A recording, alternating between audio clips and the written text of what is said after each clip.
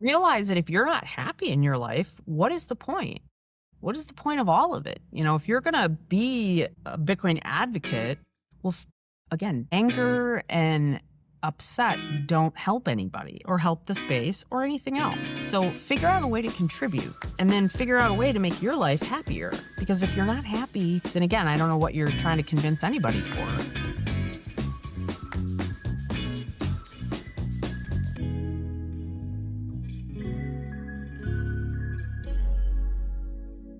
Welcome to Live with Bitcoin, where we delve into the human side of Bitcoin by focusing on Bitcoiners' personal transformations and life stories. I'm your host, Vivian. Thanks for tuning in.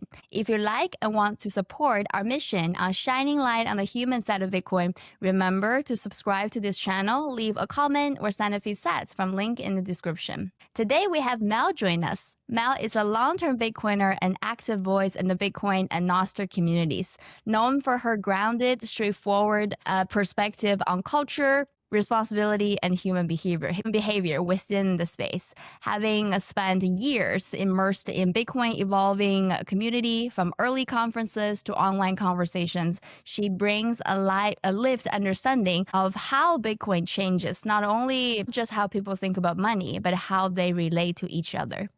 Through her experience observing and participating in Bitcoin culture over time, Mel has developed a reputation for speaking plainly about what works and what doesn't, and how people grow within a system built on personal responsibility and voluntary participation. Today, much of her engagement happens on Nostr, where the conversations turn to reflect some principles that drew many early adopter to Bitcoin in the first place: openness, signal over noise, and freedom to show up as yourself. Welcome, Mel, to Live with Bitcoin. Thanks for having me.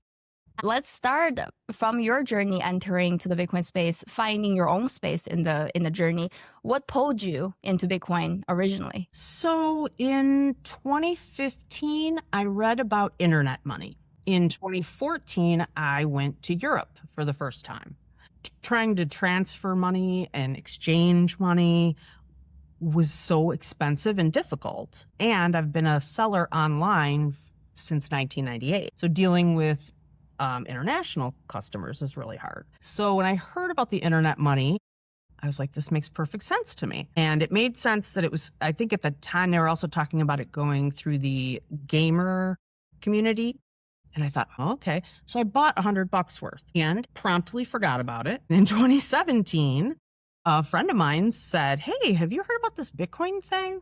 And I'm like, holy, I think I've got some of that. So I go dig up the account and I open it, and my $100 was $4,700. And I went, what is it? What is it doing? And is it going to keep doing it? So I went down the rabbit hole and I've not come out. So that started 2017. Wow. And I didn't even know where to begin. I mean, I didn't know anything. I didn't know anything about money, finance, nothing. Interesting. I didn't know how the world worked, nothing. So when the rabbit hole happened, you started to look into what is this Bitcoin thing? And then what happened? Well, I went down and I started to realize, okay, so I'm good at figuring out who to listen to. It's one of my superpowers. All right. I can find that person. And I figured out that Bitcoin people were on Twitter and YouTube. So at first I followed a few guys, and I mean, they were young, really young. And there was a whole lot of shitcoin conversation. And that was confusing because I was like, geez, is this, what is the difference? And somehow, and I don't even know how, but I found Vays. And Tone, I got on his YouTube channel, and he was like, he must have said it in the first 10 seconds of me being on there. Shitcoins are not the same as Bitcoin, and here's why. And he explained it really clearly, really plainly, to where I went, thank God, someone is telling the truth. And he didn't take sponsors and did not, there's like so many things that he did to be a trusted person, in the space. And I had, been listening to people, and I couldn't figure out why I should listen to that. And it always seemed a little off. You had these young guys who were into this. And not long ago, so I am the creator and producer of the Bitcoin Boomers podcast. And we had Gary Cardone on. And Gary Cardone made this point, and I went, oh my gosh, he's so right. He's like, I have never encountered a space where people weren't in TradFi, they didn't know anything about money, and they have become like experts in 7 or 8 years. So I didn't know if he meant that in a good way or a bad way, but it doesn't really matter because it's true. You know, people have learned, like I learned so much and understood it to the point where it made me understand how connected everything is. Right. And, you know, whether it's worldwide money or economics or other, it's like all of these economies are connected and Bitcoin will be affected one way or the other. So if you don't understand what's going on in the world too, so I started to, it was like a snowball that just, you know, gained speed as it went down the hill, that what I needed to understand was so much bigger than just Bitcoin. So yeah, it changed everything. Do you remember when you first entered the space? Like what felt familiar? What felt strange? When you first starting to talk to Bitcoiners or even come up with the word Bitcoiner, what was... That was a while. It took a while. Right? Like what was strange and what was familiar in that process? Well, it was all strange at the beginning. Like I'm on Twitter. I don't know, like Twitter just never clicked with me. I didn't know what to do with it. But as I just kept reading and reading and reading. Okay. And it wasn't until, like I said, it wasn't until I found Tone that I'm like, okay, this guy tells the truth and the people that he has on, I can listen to them. And I literally just, I've never learned quite in the same way most people do, but I had to just listen and absorb it. And I had to do it for like 4 years. I mean, it was painful, yet like for so long, I would just listen and be like, I don't know what's happening. I don't know what he's talking about. My God. And so like, but little by little, you know, I know now. And I understand. So it just took, I don't know what part of it. Well, and of course, like I decided I was going to learn how to trade. Oh, I'll get more Bitcoin if I know how to trade. I can trade it. Okay, well, that's crazy. I mean, it's not an easy thing to do. And, you know, I was determined. And now I can read charts like it's nobody's business. But trading and reading charts are 2 different jobs. So, but I've learned it's really crazy. I mean, it's really ridiculous. If you would have told me that I'd be sitting here with you and we would be talking about this, I would have said, you gotta be kidding me. What is your personal definition of Bitcoiner? If you were to give a definition of what is a Bitcoiner? Who is a Bitcoiner? How would you define the word? And when do you feel like you've crossed that personal threshold to become a Bitcoiner? It was when I understood the difference between everything else and Bitcoin. So my definition of Bitcoiner is someone who knows that knows that Bitcoin is the answer, but it's also the person who understands that it is about freedom and it is about personal choice. And I think some of the Bitcoin maxi world, I guess you want to call it, you know, there's a lot of judgment for what people do with their Bitcoin or what you should do and what you shouldn't do. And it's like, do you even remember why you're here? You know, you're here because Bitcoin is freedom. And that's freedom to choose, freedom to do what you wish, and stop judging everybody and stop telling them what to do with their Bitcoin. Like it just goes against everything that Bitcoin is. Right. So it's one thing to listen and to present your own opinions on things. It's another to judge people. I don't have any say over what you do with your money or your Bitcoin. It's none of my business.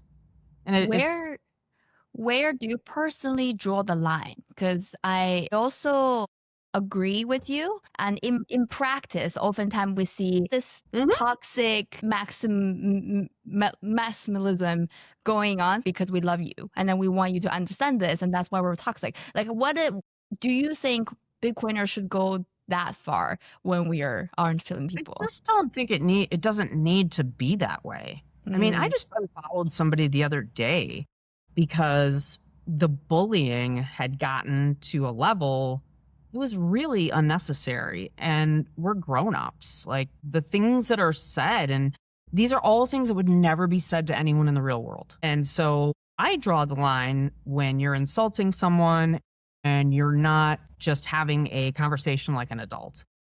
So, you know, I just draw the line. And, I'm going to say this too. Misogyny is a very big thing in Bitcoin. And so I draw the line there. If I hear any of that stuff or any of this, I don't know, the nonsense that I hear a lot of. Right. And yeah, that's where I draw the line as well. For sure. Well, looking forward to delve into a lot of those topics. Looking back now, over all these years, what do you think kept you around when a lot of people drift away? Well, I can see why people drift away. It can be a lot. It can be stressful. And again, you have a lot of people coming at you all the time. So I get that. I stayed personally because I thought if I can understand this, anybody can. Middle-aged, white woman, mom, I come from Metro Detroit. We came from a hardworking blue collar area where you don't talk about investing or anything. It's just like, that was something grandpa did. And even that was odd. So it's like, I realized that there's so many people like me. And that's another thing that Bitcoin people like to do is say, well, they're just stupid. Well, I'm not sure I was stupid. I just was completely uneducated. Not something we talked about in school, not something my parents talked about. You're only going to know what you know because you were brought up in it or something like that. So it isn't like people are purposely ignoring things. And I wanted people to see that I am not a male from, 25 to 45. I'm a completely different demographic. And I believe in this for, the reasons I believe in it. It's interesting because a lot of times, I feel like Bitcoiners sometimes after a long time they've in this space and after they've go through a lot of frustrations trying to orange pill people or introduce them to Bitcoin, they kind of forget about how their journey was in the first place. And there was this there's this sense of compassion that's missing a little bit when they reach the threshold of why you don't understand. Like they get so frustrated to the point that they can't extend compassion. I've stopped trying to orange pill people that don't want to be orange pilled.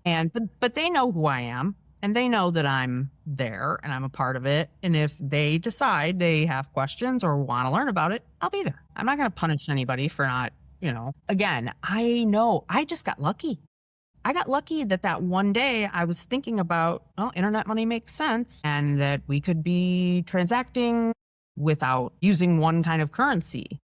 That made a lot of sense to me. And there's so many things about it now that still make sense. I mean, none of it's changed. And I think when you're part of it that long and you still have you see the same characteristics, the same qualities, and that hasn't stopped. And again, I know there are people did you know that the 50 and up crowd, they control 80% of the money in the US? So what if just 0.1% of that went into Bitcoin, what that would do? And that would be huge.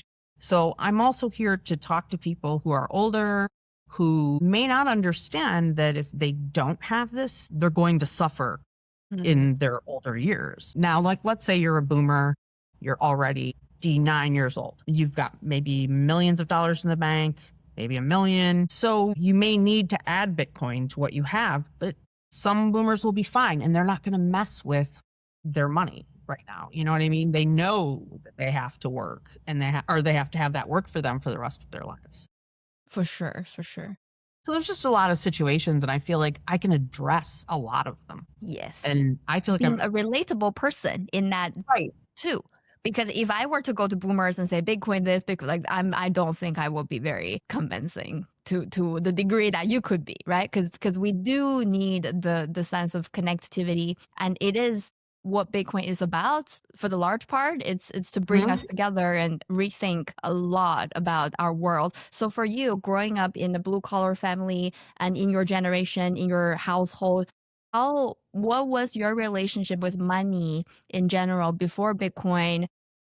And I bet you work with a lot of boomers. So do you see a trend? Do you see certain characteristics of relationship with money that boomers tend to have? Boomers had it better than the generation underneath, which is me. But they came right out of World War II. There were all kinds of things going on with the government to really make life in the US great. You were brought up to believe in your institutions, your bank, your library, your school systems, like all of these things. You were built, my generation is probably the last little bit of that where we were taught, we were sitting in first grade and a police officer would come and talk to everybody. And you were taught that you could tug on their sleeve and ask for help. And so that's what's different about this, generation, like realizing that that's not the case it really sucks. But I'm young enough that I have to acknowledge that, where if you are older, you may not want to acknowledge that because you're just thinking, oh, hell, maybe I got 10 years left. I'm not going to worry about them. I'm going to worry about me. Are there any questions about Bitcoin that come up specifically among boomers? Yeah, there's, let's see, like reasons why they're not in Bitcoin. One is scams. It's the scam, the suspicion. There's a lot of that happening in Boomerland as it is. Yes. And like this Nancy Guthrie kidnapping over the past 2 weeks, Bitcoin has been all over that. The kidnapper asked for, I don't know if you heard about this story, but it's Samantha Guthrie of the Today Show. She's been on there for like 30 years. Some people kidnapped her 84-year-old mother in Tucson, Arizona, and they got a ransom note and they wanted it in Bitcoin. So that made the media go insane. And the way they talked about it, like they couldn't pronounce it right. Bitcoin. They wanted it in Bitcoin. Oh my God. Could you do a Google search? Could you call someone who knows what they're doing? I mean, I literally started to put in the comments, like, this is the biggest Bitcoin conference. I just figured this would be good for credibility, but here's the biggest Bitcoin conference that exists in the United States. Here's the speaker list. Pick one and call them. Why is there no list? Like, we need to put out a list of credible people to call if you need to talk to someone about Bitcoin, because I don't think it helped the price in these past 2 weeks at all. Right. Yeah. So when you think about that 50 and up crowd, they're the ones watching CNN. They're the ones that are, seeing this, and it just it's just such an awful, just didn't sound good. They're spiraling in the downward trend of all the sentiments that come all over the place. Yep. So scams and that's all a big deal in terms of Bitcoin. The other one is too late. We got in too late. So that was, of course, over 100, but nobody wants to buy at 67. Right, now they're scared. Wow. So that's two big ones right there. Interesting. Well, yeah, understandable, really. Like, understandable, right? Sentiments right now are shaped so much by news and, like you say, scam. And I think there's an untapped potential and missed opportunity here for Bitcoin culture to thrive for real, and then to demonstrate how Bitcoiners live their lives. Because this is where I've landed over the years.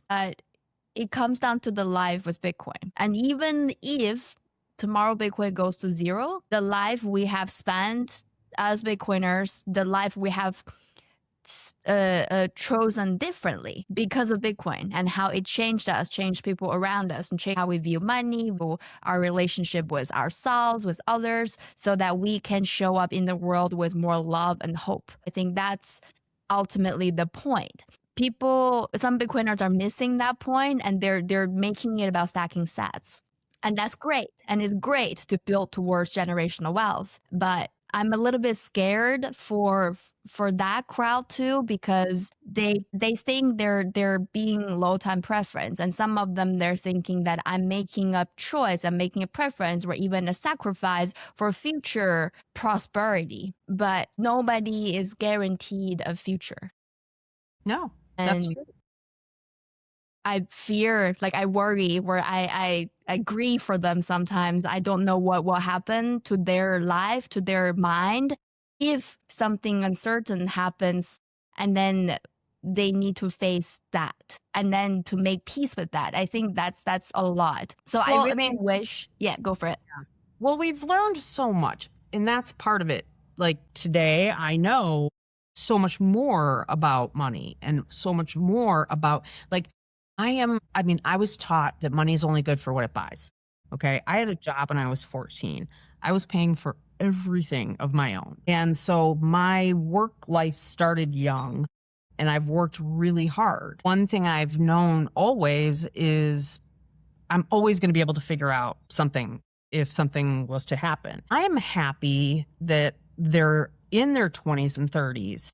And yeah, some of them are going at it in a crazy way, but at the same time, they're learning and paying attention to money. And I didn't get that lesson until I was much older. So I'm so happy that people will have an opportunity.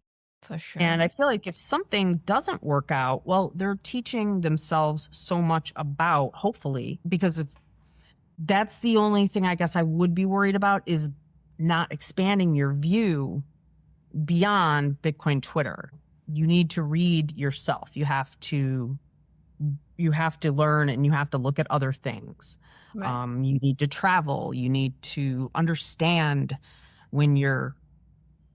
what you're talking about, because there's so many things that there's so much anger and just so much craziness at times that I feel like that's part of inexperience. And what is it? Is that the Dunning-Kruger effect where you think, well, I could climb Mount Everest even though I've never done anything to try to train for that or anything else. But yeah, I could do that. And it's just that lack of experience talking because you assume that you could.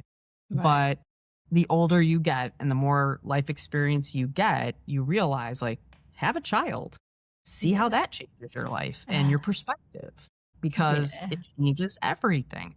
For sure, for sure. I think we say stay humble, stack sats, and it really goes to everything that we can't assume what we think will happen, and we can't assume ourselves is right. And it's not about me being right. I convince you I'm being right. You have to listen to me because that's Right. like missing the point. What do you think Bitcoin culture or the Bitcoin community reviews about people that other environment don't?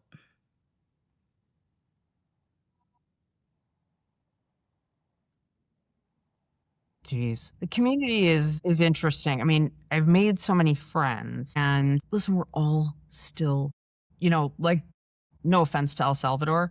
I don't have any problem with it. But to think that people could come from all over the world and maybe gather there as Bitcoiners, we all come from different places. We all have different traditions, diets, family dynamics. And I think Bitcoiners sometimes miss that we're humans, we're not like robots who are all about Bitcoin. So we're all the same and we all believe the same things.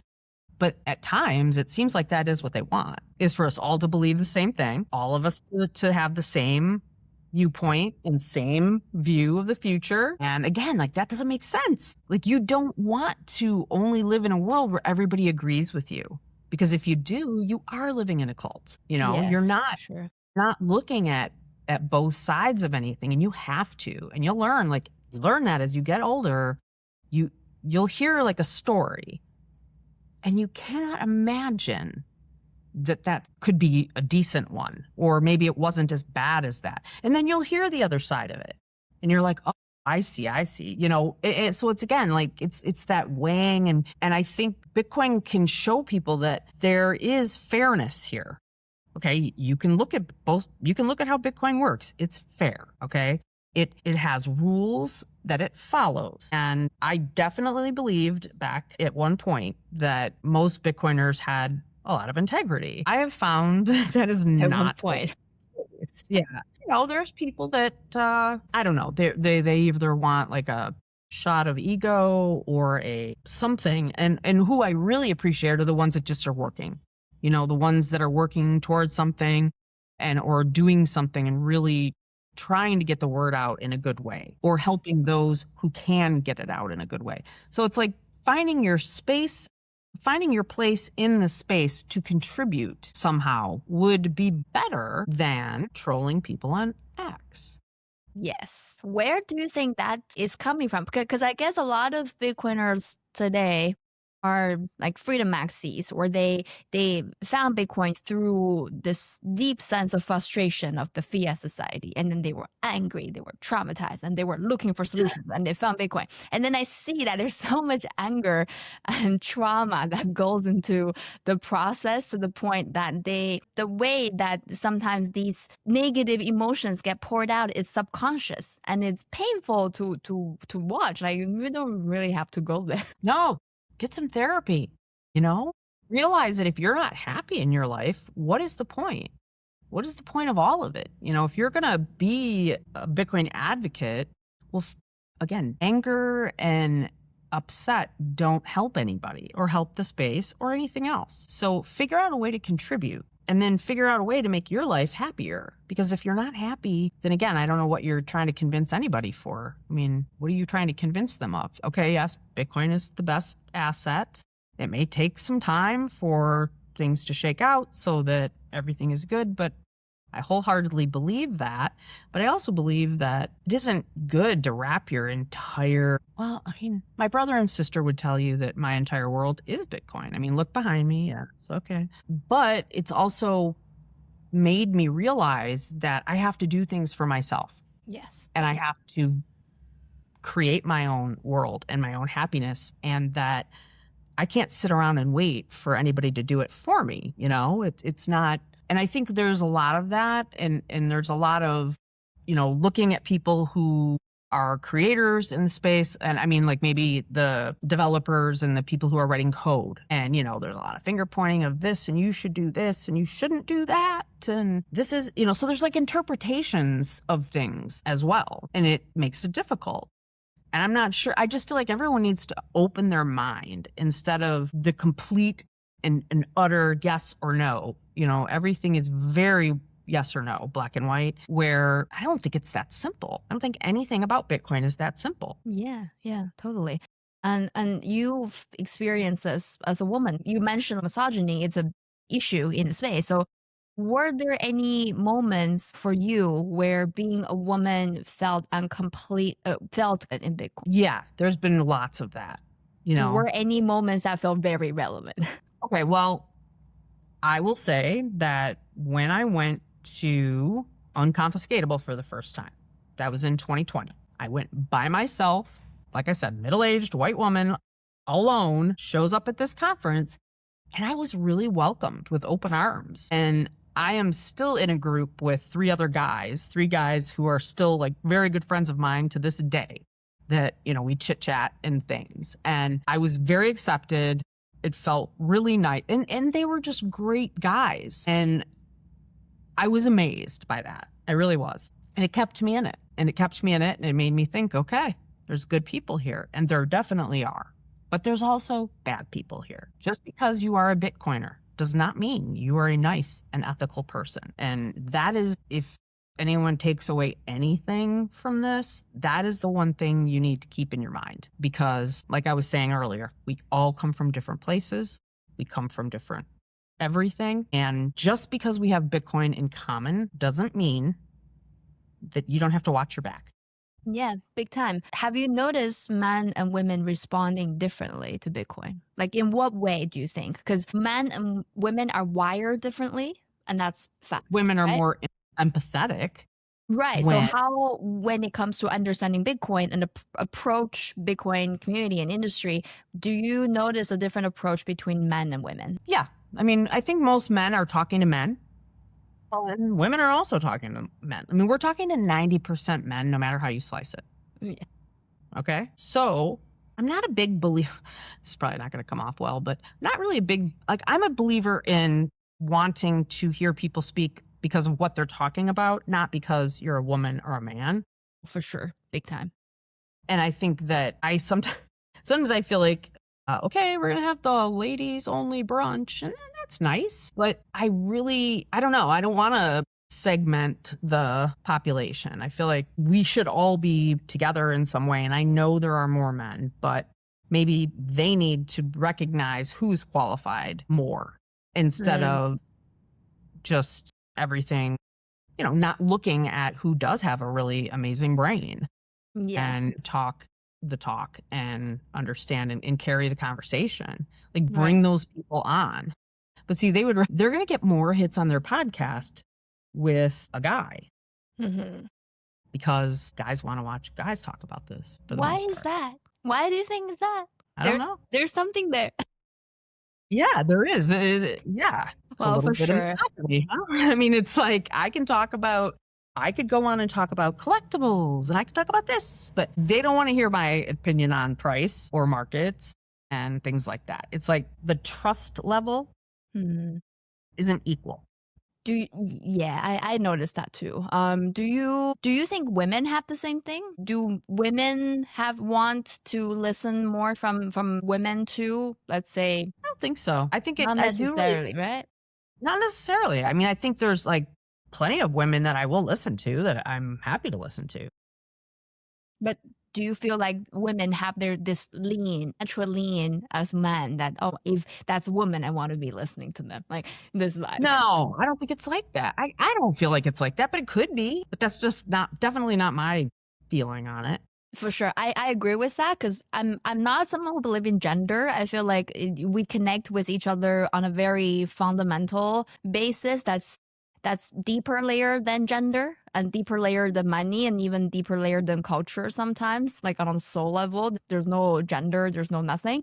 We're all humans and race, like whatever, right? Like it's non-existent on that level. So I agree with you there, but I do see how women and men are wired differently to the point that they approach the same thing in different manners. And in the past, we've talked to Bitcoin recruiters saying that like women candidates would wait until they could do 100% of the job description to apply versus the men would be applying if they feel 60%, they would feel confident. And then like you were saying, how you quietly listen for 4 years before you start talking about Bitcoin or before you really start to consider yourself something in the community. But I bet that time frame for men is probably a little bit shorter. Probably. So in 2021, I started volunteering at different events. And when I showed up at Unconfiscatable, they're like, here, do this. And I'm like, okay, all right. So, and I come from an events background, and it's what my businesses have been. And so I figured this is how I can contribute, and this is how I'll learn more, and I'll be able to, absorb more just by being there and being a part of it. So I've done that since 2021 also. But it's a lot of bringing people together, creating, and it seems like your line of work kind of goes along the vein of how you personally got familiarized with Bitcoin too. And over all these years, and Bitcoin, it's a space that value a lot about independence, sovereignty. You have to kind of like do your own thing, right? Like don't trust, verify, and it emphasize on a lot of sovereignty related topics and independence. Let me say this. There is a lot of trusting going on. A lot. Okay. A lot of trusting without verifying is going on all the time, period. That's true. How do you find it contradicting for the idea of collaboration and sovereignty and trust? Like, how do you kind of explain the gap between what we say and what we do? I don't. I stick to my own values on it, I try to be the person who, I'm trying to emulate a Bitcoin standard. I don't know what you want to call it, but I've tried to be ethical and tried to help. And it's a decentralized platform where it needs that. Okay. We're not going to get anywhere unless we do come together on things. But then I find that there's just a lot of competition and a lot of suddenly real world things pop up, things that you don't expect from someone who claims to be a sovereign, free, whatever individual. You find that humans are humans, and sometimes that's not a great thing. Sometimes it's, the human behavior and the human aspect of it. Yeah, there's all kinds of things that I've seen that are definitely, you think, well, if they're doing this, well, they must do this, or they must know, blah, blah, blah. And they don't. You find out oh my God. So I've seen this more than a couple of times. And kind of shocking. And when it happens, it's a little disheartening as well. And it makes you want to stick with the people that you know really well and be very cautious about who you let in.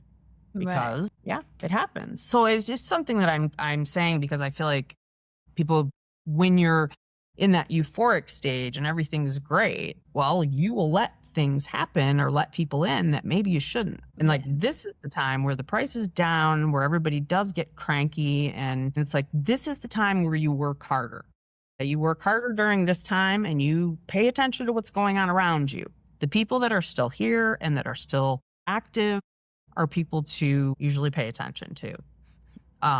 Interesting. We're going to see some people go on, take some breaks, but you'll see people disappear for long periods of time and then they'll show up again and tell you what to do. It's kind of a weird, Interesting.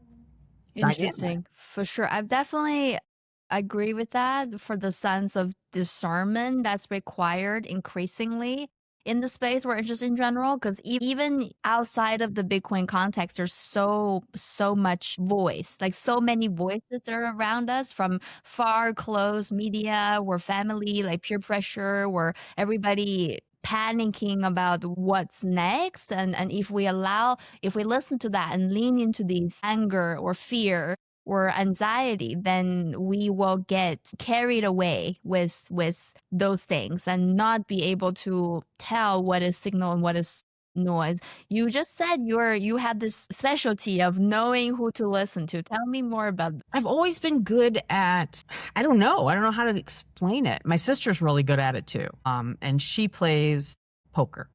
She has her own dance studio, but she also plays professional poker. I mean, she's placed in, WSOP tournaments. And anyway, she has just gotten herself. Now, she's just like me. She has been doing this. She has 3 little girls. She goes to Vegas when she has time, which, isn't that often. But I told her, I'm like, you find the best players, you find the people that you like the most and that are the smartest, and stick with them. Just insert yourself at every possible opportunity. And then this is how you will learn, and you'll find out, like you start to find out from these people, and once you make friends and you can trust that person, well, now you're going to listen to who they like to listen to. So it's a process, it takes time, but you've got to find like, okay, who are the people who believe like I do? And then where are they getting their information from? Who do they trust? And then obviously you have to put your own judgment in there. But once you feel solid enough with somebody, okay. And then you can kind of look at what your favorites are across the board, like Bob Burnett. I will use him as one of my favorite examples because I didn't meet him until I think 2022. And when I learned about his background, it just hit me like a hammer. Like, oh my God, this is who we need in the space. And he worked on the world's first laptop in the late 80s with Zenith, who was creating them for, I want to say it was like an order for the US Army. And they didn't call them laptops. They called them like clamshells or hard shell things. That kind of look like a shell if you think about it. Yeah, it does. So I don't think they called them laptops then, but he went on to work with Gateway Computers and was part of the team that took them public and was their CTO. And this is the time where the internet came. People did not believe that they were going to need a home computer. Like, it's just like no one thinks they need Bitcoin. No one's going to need that, but they did. So he's like one of the few people in this space that experienced that adoption curve of the internet and of the PC. And he understands from that perspective what's going on here. Okay. And how this adoption is going on. So once I understood that about him and what his background, what his experience was, I realized there's no one else in the space that has it. No one. Not like him. So, he has the technical knowledge. He has contacts like you wouldn't believe. He is a part of things like groups that have to do with quantum physics, and just like he has his eye on everything. So the way I see it is that if Bitcoin is going to crash, Bob's going to be the first one to know, and I want to make sure that I'm on his text list so that if it's going down, Bob is going to know it. So like that's the kind of way, like understanding that at that time in life, I was an early eBay seller and I was a gateway user. And I was waiting for that cow spotted box to show up with my computer in it. Right. And like that was my first laptop, was a gateway. And to think that Bob was in South Dakota and then in San Diego working on this blows my mind. Like living legend. Total legend. And then the part that you don't even think about is taking that company public. What he learned about taking companies public was another like hit over the head for me. And I realized like these publicly traded mining companies, they're not in it for Bitcoin. They're in it for the shareholders. They're not the protectors of the Bitcoin, base layer. They're public companies. That's not what their obligation is to. It's not to Bitcoin. And so that has concerned me ever since I learned it. But I'll say the one thing about publicly traded companies is that they have money. They have funds to keep going. And they can borrow and borrow and borrow off of that and continue on and go in a different direction if they want. Where I wasn't sure what was going to happen to them at first when I learned all of this. And now I'm learning, pay attention, because everything takes longer than you think it will. Yeah. Wow. There's a lot of calmness and patience that I'm sensing from you, because it's like if you come to the space with knowledge and context, maybe some context, mostly knowledge, or economics or whatever, and then you find Bitcoin, you're like, oh wow, I found the sound money, and I'm set. I just need to stack sats and stay humble, and I'm all good. And then like you said, real life happens, right? You have the Bitcoin culture shift. You have your personal life change, like life stages start to change. Maybe you have a kid, maybe you have a wife now. Like everything changes, and when those things happens together, it really challenges us as humans, not just as Bitcoiners. Right. And how do you show up as a person? And that's the test. And Bitcoin in that equation is a tool that help you be the better person that you could be, or be the person you're destined to be. But that's the means to an end. And if you feel like you've found Bitcoin and found the answer, then I worry for you. I mean, the world is really coming after us for those of who are not aligned internally. And I think that test is specifically severe for Bitcoiners because we claim to be sovereign. There is a lot of claim, and I think it's not that simple. I mean, at this point, it's hard to be completely sovereign. And like, let's say you're getting orders from Amazon. Yeah. Okay, so then my question is, what's your thought on this whole purity complex that we seem to see a little bit in Bitcoin, of how should we hold ourselves accountable? I don't think we have to. I think we can be who we are. I mean, if there's this group of people and they want to be like that, and they think that proves some kind of point, well, good for them. I just know that's never going to be me. I don't mean never, but it isn't right now. I could see being that way if first of all, you've got to have the means, okay? And there are, I am not a wealthy Bitcoiner. I have worked very hard. I mean, from the pandemic, like I was out of business for 2.5 years. So I have had to work hard to, continue on and to be a part of it and continue to survive and save and have. But one thing I can say that I never could say before was that today I have savings, and so I feel, like I said, I feel like this is something that anyone can take part in. So a purity test it's like, what is the purity test? I mean, how do we know that you're not full of shit? And you most likely are. If you're claiming to be all that, you most likely are.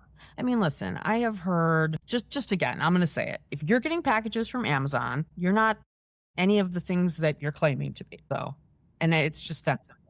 No one has more info on you. No one has more info on humans in this country than Amazon.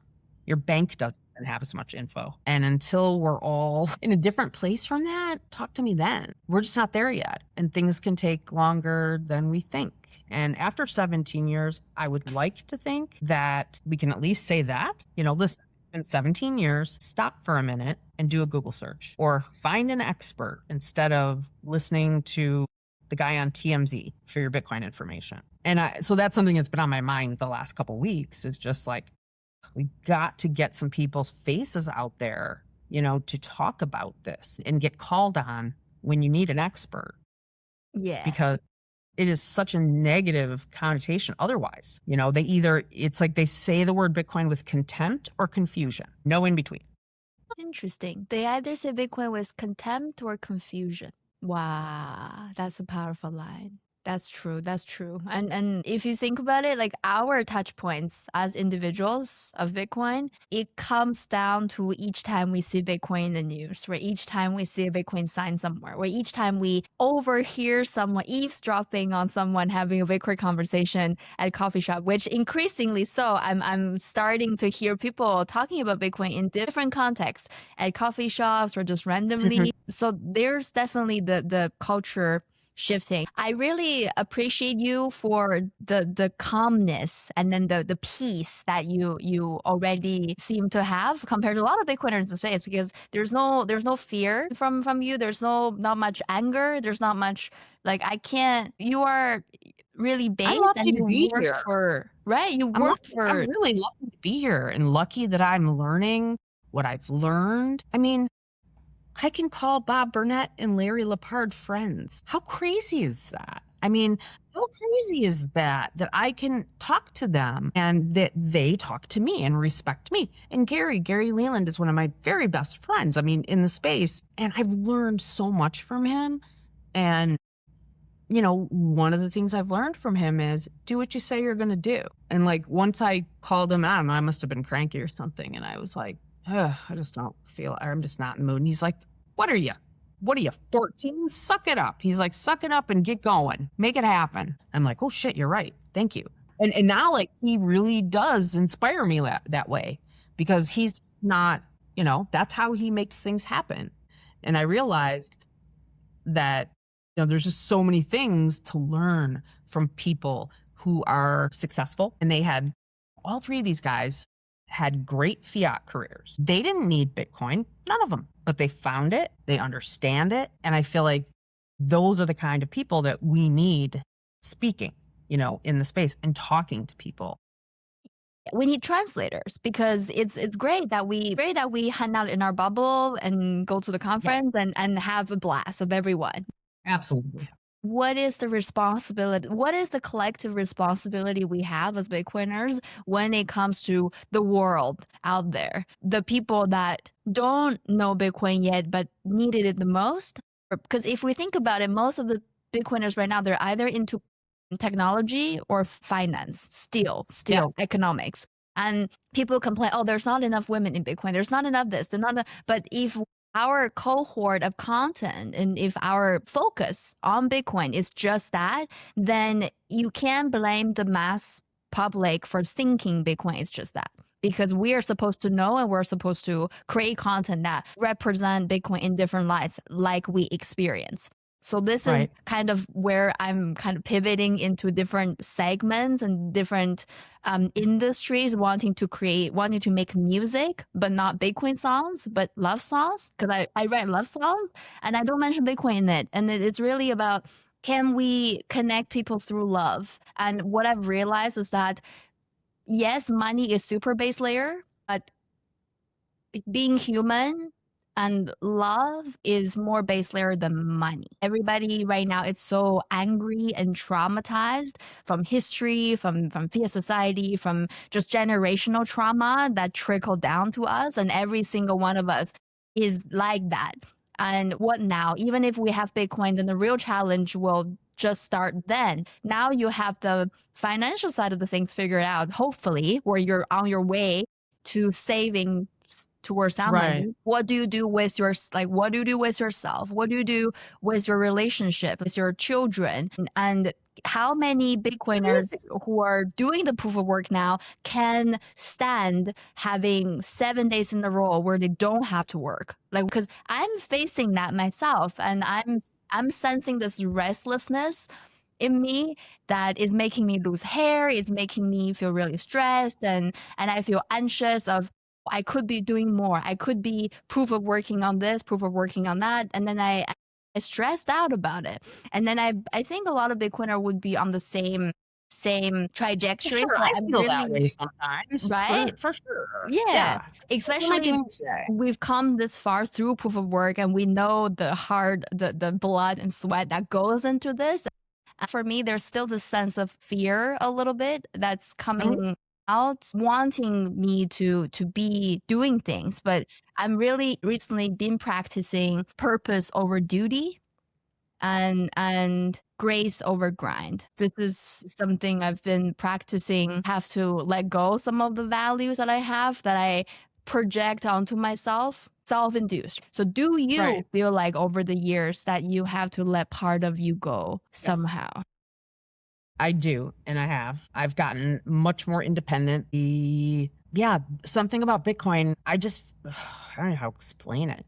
Okay, well, the first thing I'm going to say is you got to give yourself a break, okay? Because we're all humans and we're not always going to be doing proof of work. You know, there's times to stop and sit outside and enjoy yourself a little bit, and definitely spend that time, find something that you love to do. Yeah. And when you're feeling like, I don't know what I'm going to do, well, guess what? You could paint, you could do something while you're figuring that out. What is the best strategy? How can I do this job perfect? We're the best. And I can't seem to let go of that. So does your brain go faster at night or in the morning? Like, when are you finding your mind racing and kind of like telling you what to do? Morning. Okay. So I have a lot of the same kinds of feelings. One thing that I learned, I used to wake up and immediately start to think of every single possible thing I needed to do, including brushing my teeth, my floss, and all these things. So I learned this trick where you find a song that isn't maybe your taste, or it's different. It's not something you're listening to every day, but you find a song and you learn it. And the minute you wake up, your eyes wake up, you start to sing that song, okay? Okay. It distracts you. So, I will start to sing it even, just out loud. Da, da, da, da. And I get up and I don't touch my phone either. Okay. No phone. And you do your bathroom things, you make coffee, you do all of that.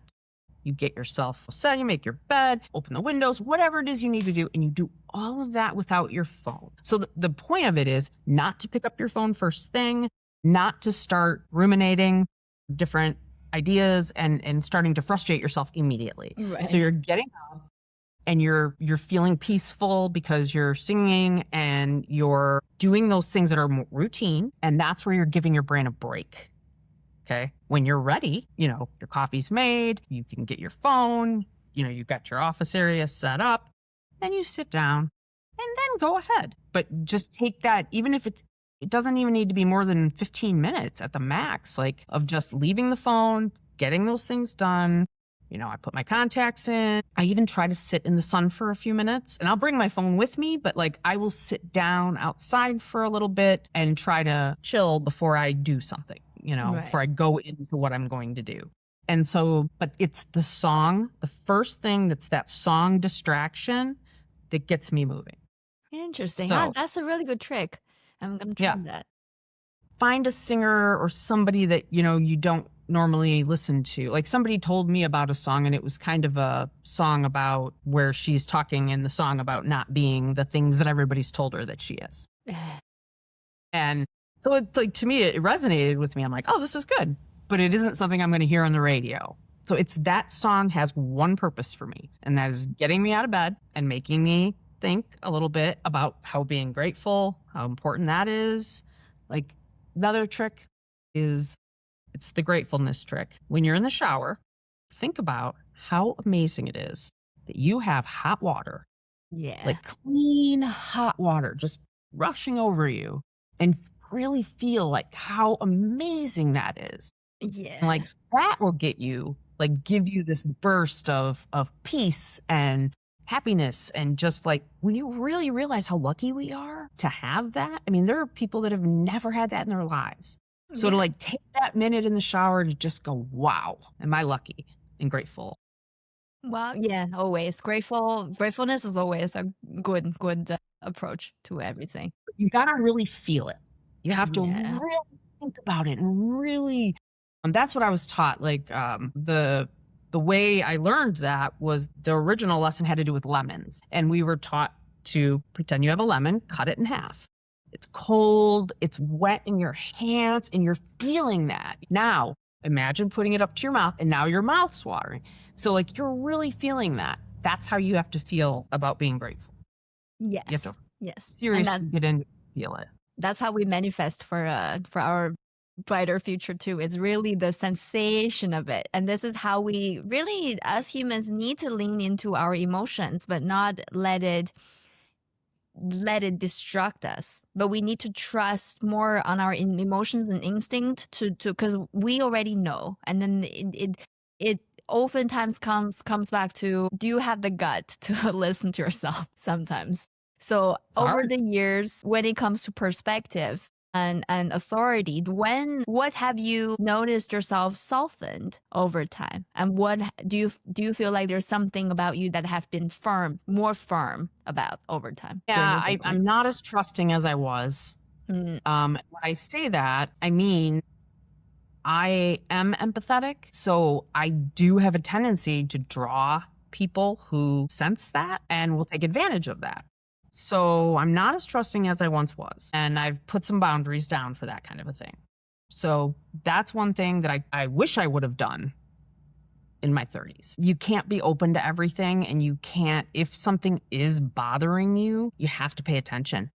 You know, bring it up, talk to somebody about it. It may not be anything, but it might be something big, and you don't want to miss it if it's something big. So at least bring it up to somebody, you know, that you feel comfortable bringing it up to, you know, who isn't going to judge you if you still decide you're going to do it, but, you know, just talk to somebody about it. And if it's still on your mind after you do that, well, then you know you have to pay attention. Yeah. Because something's not right, even though you want it to be right. And that's the problem, is that we all really want to do something. And so when you get opportunities to do things, that's your first thought. Like, wow, someone finally recognizes that I can do something, and that feels good. So you might ignore that there are some other signs that maybe aren't quite there. Like, wait, why are they asking me to do this? Yeah. So it's like asking both sides of that question. That's such a good advice.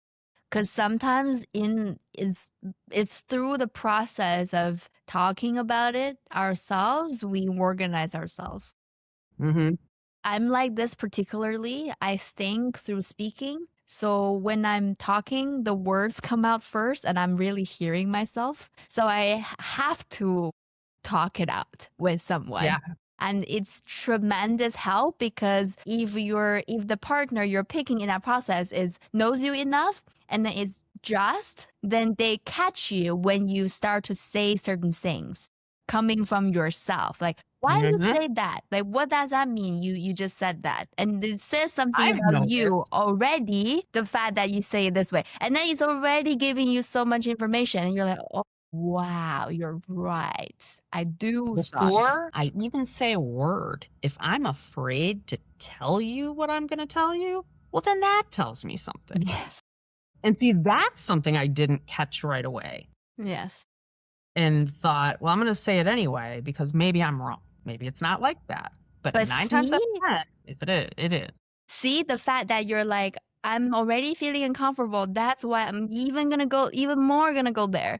And that's humility and honesty. And you can't, because otherwise, if you're not humble enough, or if you are not honest to yourself enough, then you find something that's a little bit iffy, and then you turn 180 and then you go somewhere else, right? Like, this is what happened if you are not honest. So it requires a high level or conscious level of humility and honesty to even go beyond ourselves to say, oh, I'm not sure, and I'm gonna tell this to someone without feeling I'm gonna be judged or rejected. It comes down to security too. So see, like, even something like this, it's really speak about everything you are and who you are as a person. So it's really it's a package deal. It's a daily practice for us to really be better each day and work on ourselves. It took me a while to get there. Yes. Listen, people like us that are people that are interested, and like the fact that we're all into Bitcoin means we do have an ulterior, like not ulterior, but like our brains are a little bit different, or maybe we have a higher risk tolerance, or we see something. And if we can see that, then we have to be able to see other parts of us too. Because we can all be very, very smart at this, but really bad at relationships or really bad at family dynamics, whatever it is. And so it doesn't fix everything. Bitcoin fixes this? No, it doesn't. You have to fix things yourself too. Exactly. So that whole Bitcoin fixes this, I feel like that is sometimes another thing that they say to cop out of fixing something. That's an outsource of responsibility. Mm-hmm. Sure is.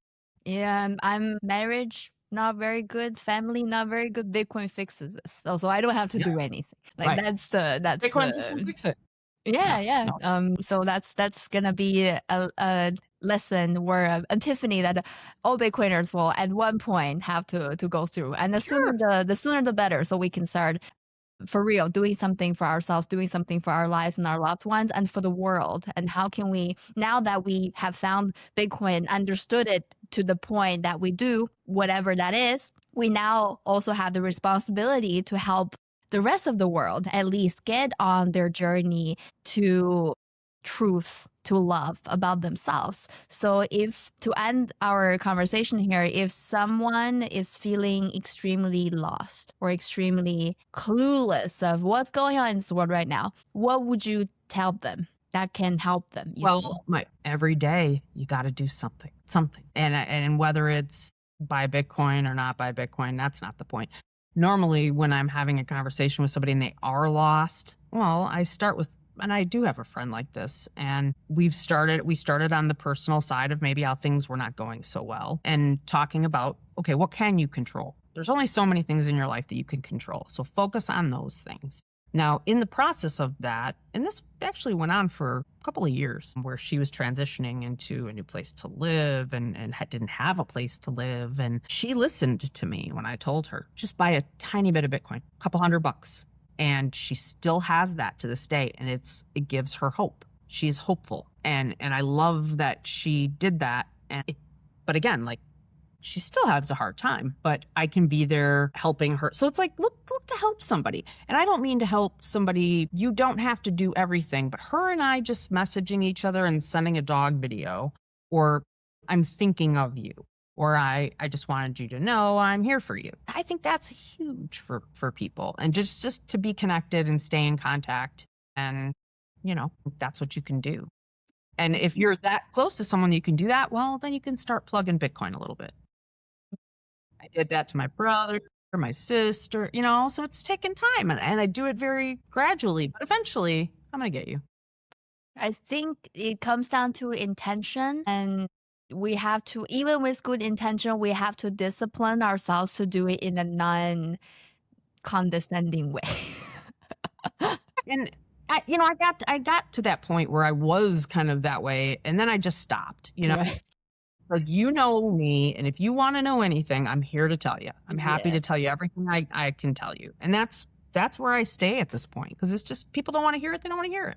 Yeah, for sure. I definitely had the similar kind of period, and how I made peace with that is that everyone have their own timeline, and I'm here to serve as a touch point, and I may be the first touch point instead of the 100 touch point, and the reaction I'm going to get as a touch point in that journey is going to be different, because people are going to react differently when they see it for the first time or 100 times. That's just natural. And I think it's also come down to us letting go of control.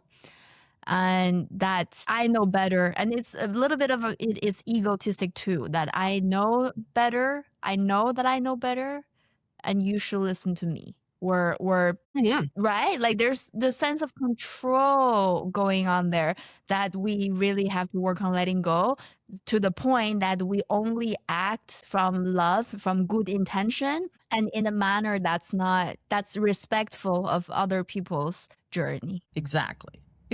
And so, you'll find yourself, I remember I love my best friends from high school, but we're not the same. It's me and them. And they think I'm crazy. and I love them. And I had to take a few days off talking about Bitcoin and talk about other stuff that, some things I don't care about, some other things I do care about, but I care about them. So I still love them. And they all know that they know about Bitcoin. Yeah. They know I'm into it. And if they want to know more, I'll tell them. That's so sweet. Love is the cure. It is. Yes. Compassion Wow. and honesty. Yeah.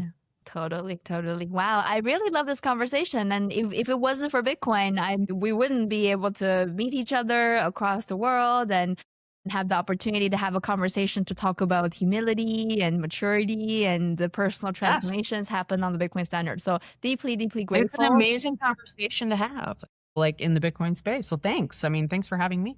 Amazing. I'm so glad you like it too. I hope this conversation would give a little bit of food for thought for anyone who's going through a hard time, who's on the fence of Bitcoin, and who are a little bit fed up perhaps by the sentiments of Bitcoin coming from all directions, the news, and sometimes it may not be in the favor of what Bitcoin really is. So hopefully this conversation serves as a starting point for you to look at Bitcoin from a different lens and think that it can mean something that's way beyond finance technology. And there is a role for Bitcoin to play in every one of us lives. Because I've never met a Bitcoiner who doesn't agree with the statement that Bitcoin changed my life. And on that note, thank you so much, Mel, for joining me in this conversation on Live with Bitcoin. And always amazing to see the Live with Bitcoin happen in real life. And especially in your case, there's so much wisdom and peace and love that comes from your journey. And thank you so much for what you do in the community. I'm included in the community who were deeply inspired by you and hope to keep in touch and I love that. Keep inspiring. Thank you. Thanks for having me. Thank you for tuning in to another episode of Live with Bitcoin. I'm your host, Vivian, and we'll see you in the next one.